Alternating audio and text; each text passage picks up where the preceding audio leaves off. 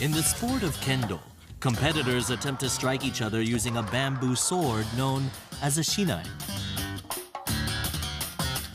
In Japan, close to 1.8 million people practice kendo, far more, for example, than the number who take part in the Olympic sport of judo.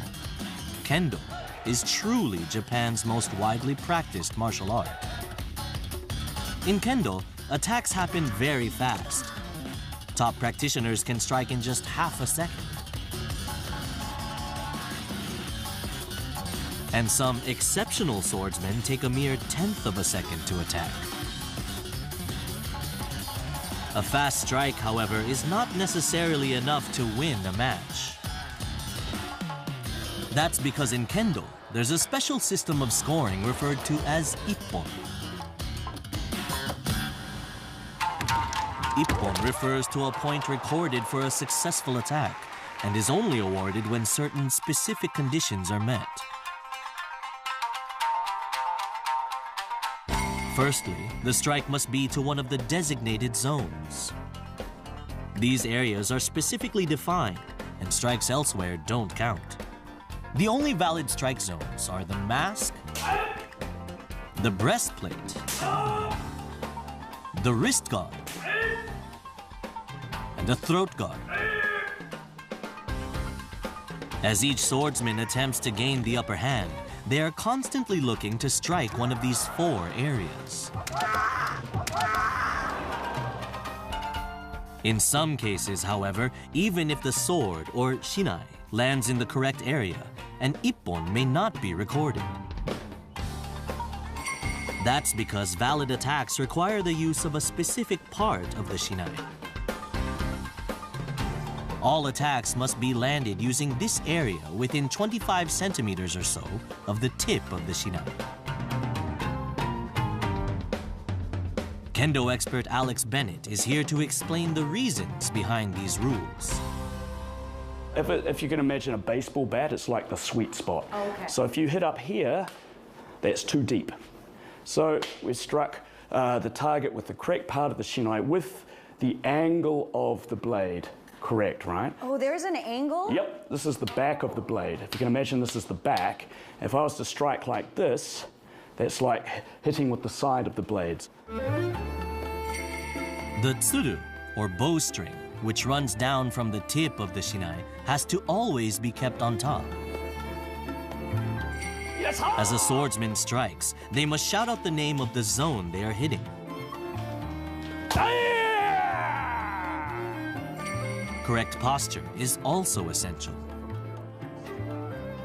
If I stop like this, my opponent can attack me, okay? So this is... Still going on. Yeah, it's still going on. I've always got to be ready. That's called zanshin. Zanshin is a central concept that embodies the depth and spirit of kendo. If this was like real combat, which is where kendo came from, right? It came from samurai culture of combat and sword fighting. So after you've made a strike or you've struck your opponent, if you suddenly take your eyes off your opponent and you go, yeah, all right, I've won, cool, now it's time to go home, then quite possibly that person's going to get up and hit you. Tracing the roots of kendo takes us back more than 800 years to the sword fighting skills used by samurai on the battlefield. The bamboo swords used in kendo today are modeled on the real swords of the samurai. A sword like this is sharpest nearest to its tip. For this reason, kendo practitioners are not allowed to strike with the portion too far back from the tip. The edge of a Japanese sword is only sharpened on one side. And it's for this reason that strikes with a shinai also require the blade to be the right way up. To fell an opponent with a single blow, all elements of posture, spirit, voice, and sword must move in perfect alignment. When peace came to Japan, the goal of swordsmanship moved away from actual fighting towards that of self-development through strict training. The requirement for zanshin reflects the need to remain alert and aware in all circumstances. In kendo, A poor attitude is also a sign of insufficient zanshin. Zanshin is not only continued alertness from a survival perspective, but it's also showing respect to each other, to your opponent.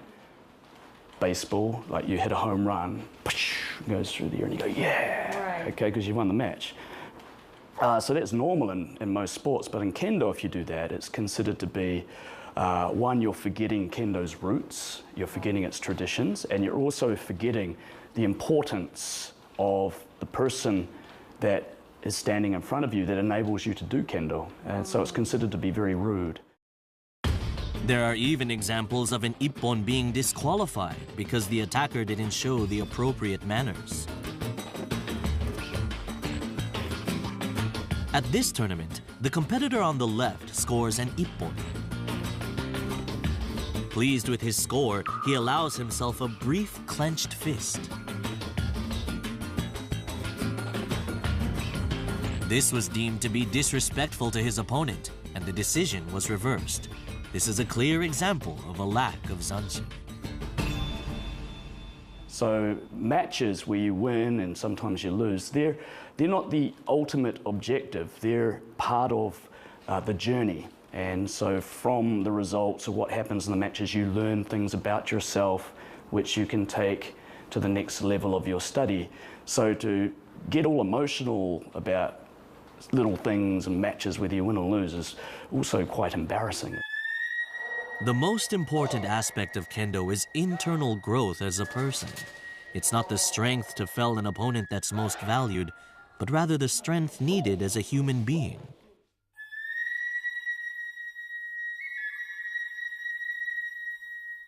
Alex trains rigorously every day.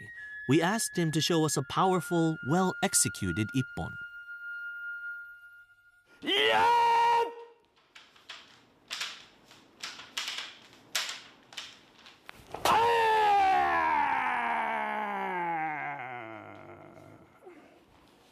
This one ippon demonstrates a number of different techniques and skills for overcoming an opponent. Physically, by knocking his sword out the way, or also psychologically, by putting pressure on him and making him hesitate or freak out a little bit, in which case you have an opportunity to strike whatever is revealed to you. So okay. You make the opening. You make the opening. It's certainly not random. Yeah. Go in automatically. So that's why we train so hard, so that our body does sort of respond at the right time. Competitors at the All Japan Kendo Championship showcase the highest levels of skill as well as intricate psychological battles. Every year, fans of Kendo in Japan and overseas watch to see who will be crowned Japan's #1. Fighting his way through to last year's final was 28-year-old Hidehisa Nishimura, the 2015 champion. His opponent was 37-year-old veteran Ryoichi Uchimura, who had won the title 3 times previously. Uchimura, a seasoned competitor, is very hard to beat, using all of his experience to decide calmly exactly when to make his move.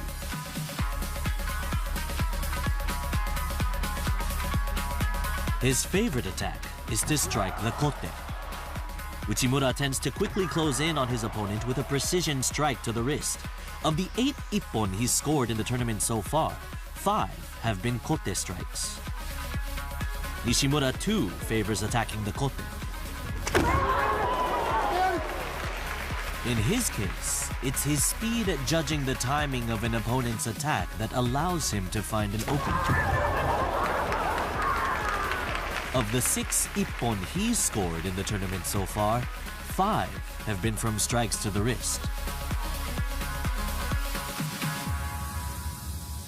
The final pits Uchimura and Nishimura against each other, with both men favoring the same technique. Incredibly, Nishimura, wearing the white sash, strikes his opponent's kote just 4 seconds into the contest. He scores by successfully attacking Uchimura with the red sash the instant he raises his hands.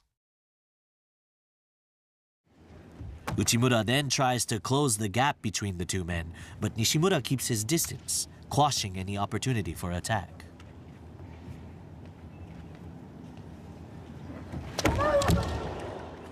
Nishimura next changes strategy to attack the mask, or men, instead of the kote. But then eventually,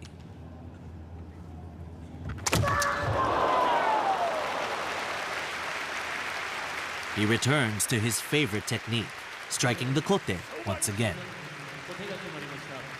The whole attack takes only 0.2 of a second. Nishimura wins the quickfire battle to claim the All Japan Championship for the second time in his career. So how was he able to strike Uchimura's kote despite his opponent being on the lookout for such attacks?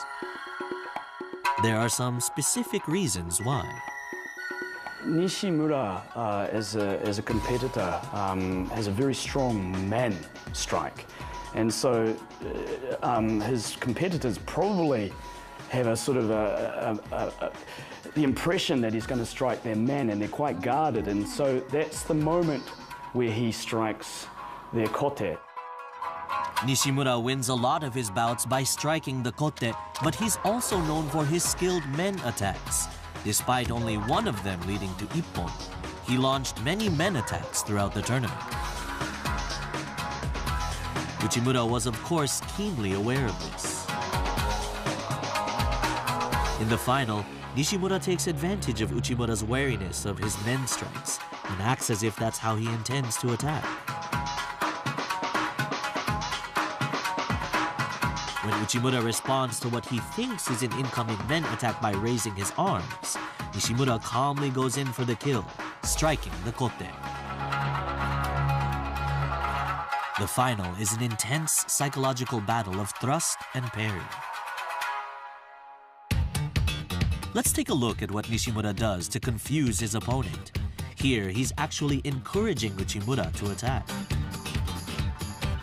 Okay, at that point, his opponent thinks, he's blocking, so when he drops his shinai, I am going to go and strike his man, which is what Nishimura was waiting for, because when he comes to strike his man, he ends up instead striking his kote.